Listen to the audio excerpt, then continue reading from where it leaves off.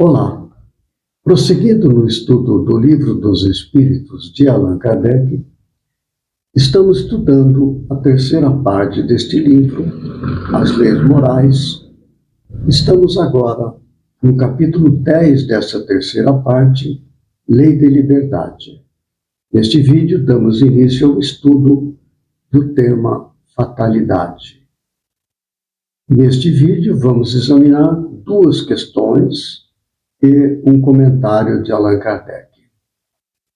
Questão 851. Haverá fatalidade nos acontecimentos da vida conforme o sentido que se dá a este vocábulo? Quer dizer, todos os acontecimentos são pré-determinados? E neste caso, que vem a ser do livre-arbítrio? Veja que Kardec já coloca o confronto, fatalidade e livre-arbítrio. Esta é uma questão de grande interesse para todos nós que estamos aqui vivendo a experiência da encarnação. Resposta. A fatalidade existe unicamente pela escolha que o espírito fez ao encarnar desta ou daquela prova para sofrer. Vou repetir este pequeno trecho da resposta, depois prosseguimos. A fatalidade existe unicamente pela escolha que o espírito fez ao encarnar desta ou daquela prova para sofrer. Antes da encarnação, faz-se um planejamento da encarnação, com vistas à superação de dificuldades de avanço moral ou estabelecimento de planejamentos para experiências que, vencidas, nos darão avanço moral e também intelectual. Então é feito esse planejamento antes, conforme nossas necessidades. Nascer na abastança, nascer na pobreza, etc. São tantas as alternativas que a pessoa já reencarna dentro deste contexto. Foi escolhido antes, tendo em vista o planejamento da evolução moral e intelectual. Prosseguindo. Escolhendo-a, institui para si uma espécie de destino, que é a consequência mesma da posição em que vem a achar-se colocado. Falo das provas físicas, pois que, pelo que toca às provas morais e às tentações, o espírito, conservando o livre-arbítrio quanto ao bem e ao mal, é sempre senhor de ceder ou resistir. Veja que interessante. Ele diz que a fatalidade resultante das escolhas antes da encarnação, ela se refere à fatalidade das provas físicas. São várias possibilidades. Uma delas, a pessoa reencarnar com alguma deficiência física congênita e não tem como superar aquilo, é uma fatalidade, mas é uma prova física. Agora, quanto ao bem e ao mal, que cabe à pessoa escolher, isto é totalmente à disposição da pessoa reencarnada. Isso não é fatalidade, não. Muito bem. Ao vê-lo fraquejar, né? Um bom espírito pode vir-lhe em auxílio, mas não pode influir sobre ele de maneira a dominar-lhe a vontade. Um espírito mau, isto é, inferior, mostrando-lhe, exagerando aos seus olhos um perigo físico, o poderá abalar e amedrontar. Nem por isso, entretanto, a vontade do espírito encarnado deixa de se conservar livre de quaisquer peias. Aqui a questão da influência dos espíritos que podem influenciar na nossa escolha do bem e do mal. Exagera determinado aspecto que nos faz recuar perante a prova moral, né? Mas absolutamente não tira da pessoa, sob esta influência, o livre-arbítrio. É verdade que os estados muito avançados de obsessão, do tipo possessão, estados muito graves, realmente aí a situação é muito particular. Mas ainda assim, no início do processo, a pessoa encarnada teve a seu dispor a vontade de superar ou não, enfrentar o medo mediante vontade e manter a sua posição moral elevada. Mas se ceder, será então absorvido por essa influência externa. Questão 852. Há pessoas que parecem perseguidas por uma fatalidade, independente da maneira por que procedem. Não lhes estará no destino o infortúnio? Esta palavra destino é muitas vezes repetidas aqui na Terra, né? Então, há pessoas que parecem perseguidas por uma fatalidade, independente da maneira por que procedem. Não lhes estará no destino o infortúnio? Vamos ver a resposta. São, talvez, provas que lhe caiba sofrer e que elas escolheram. Aí que diz ali em cima, uma espécie de destino. Escolheu antes de encarnar, escolheu aquela prova para testar a sua firmeza na prática do bem. Muito bem. São talvez provas que lhe caiba sofrer e que elas escolheram o tal destino, né? Porém, ainda aqui lançais à conta do destino o que as mais das vezes é apenas consequência de vossas próprias faltas. Trata-se de ter pura a consciência em meio dos males que te afligem, e já bastante consolado te sentirás. Olha só a tal situação do destino. Ah, mas isso foi uma imposição de Deus, Deus não é justo.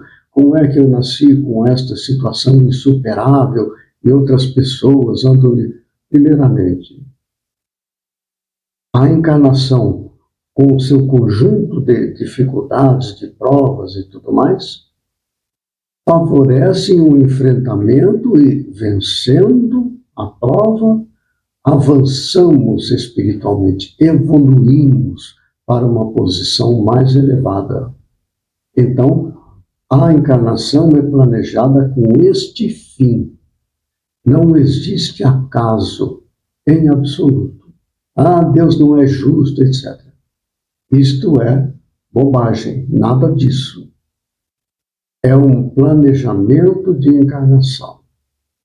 Agora, nós vivemos aquilo que nós, primeiramente, escolhemos e que é resultado de escolhas de encarnações anteriores. E outros males que acontecem quando encarnados podem também ser resultado de escolhas da própria encarnação, que resultam consequências. Tudo que plantar haverá de colher. Não é? Então, aí Allan Kardec faz um comentário. Olha só. As ideias exatas ou falsas que fazemos das coisas nos levam a ser bem ou mal sucedidos, de acordo com o nosso caráter e a nossa posição social.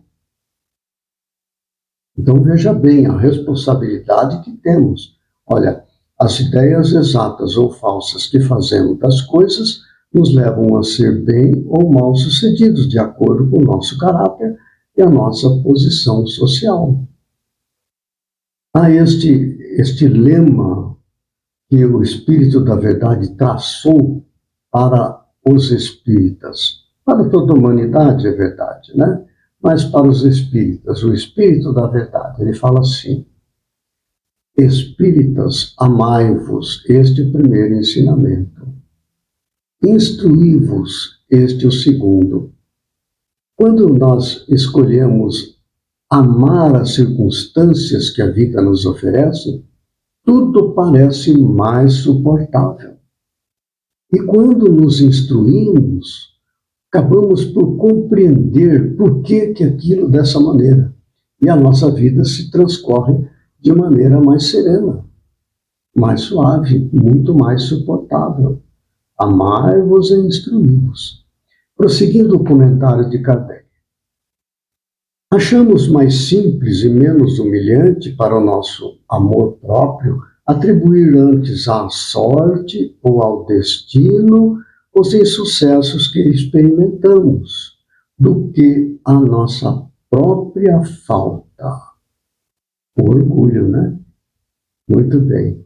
É certo que, para isso, contribui algumas vezes a influência dos espíritos, mas também é certo que podemos sempre forrar-nos a essa influência, repelindo as ideias que eles nos sugerem quando más.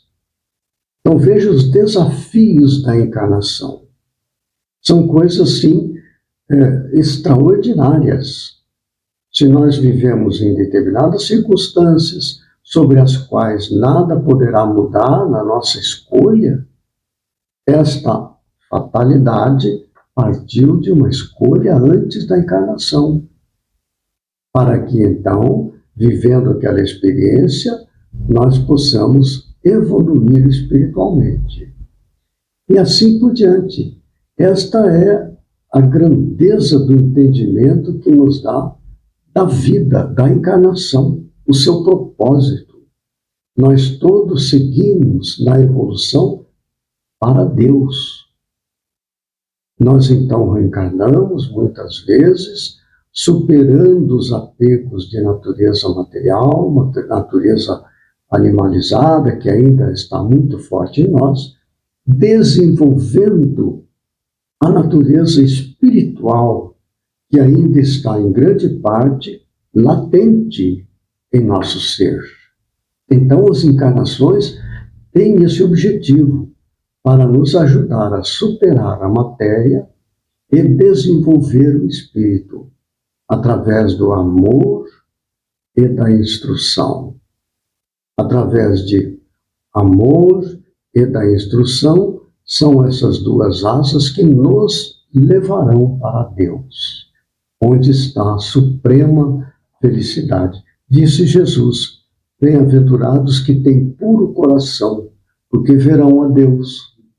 Então, a pureza de coração é construída pelo amor ao próximo, amor a Deus e pela instrução, para compreendermos a justiça e a misericórdia de Deus. Isto torna a vida extremamente mais bem suportável, não é?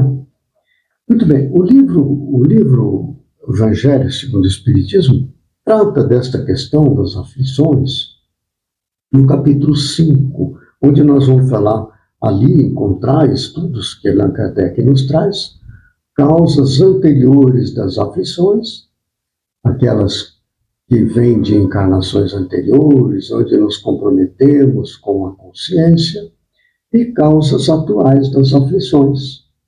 Estes são os enfrentamentos para a superação, através da vontade, da determinação e do enfrentamento com confiança em Deus, não é? Trabalhando pelo nosso bem e pelo bem do próximo. No próximo vídeo, nós prosseguiremos com esse tema, fatalidade, para poder examinar outros ângulos desta importante questão, que entendendo estas questões que nós chamamos de fatalidade, nós podemos viver com mais segurança, com mais confiança, com menos desânimo e assim por diante. Então, até lá, se Deus nos amparar e nos fortalecer.